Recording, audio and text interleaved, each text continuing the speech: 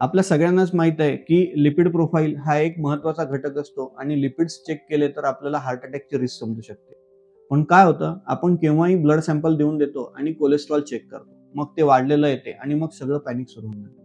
म्हणून तुम्ही जर समजा कोलेस्ट्रॉल चेक करायची तुमची इच्छा असेल तर लिपिड प्रोफाइल हे कधी पण 14 तास फास्टिंग नंतर केलेलं तुमच्यासाठी बेटर राहील.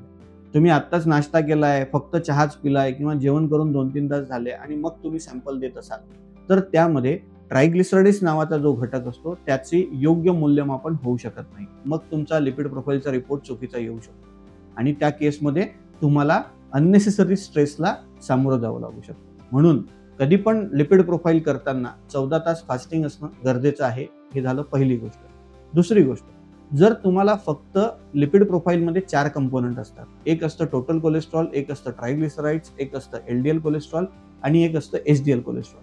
तुम्हाला जर फक्त एलडीएल कोलेस्ट्रॉल मोजायचं असेल, जे की बॅड कोलेस्ट्रॉल मानलं जातं, तर तुम्ही नॉन फास्टिंग म्हणजे जेवण केलेलं असताना सुद्धा कोलेस्ट्रॉलसाठी ब्लड सॅम्पल देऊ शकता आणि एलडीएलचं मेजरमेंट करू शकता. पण टोटल 4ही कंपोनंट जर व्यवस्थित मोजायचे असतील तर हे प्रिफर्ड राहतं की तुम्ही 14 तास फास्टिंगमध्येच ब्लड सॅम्पल द्यायला हवं.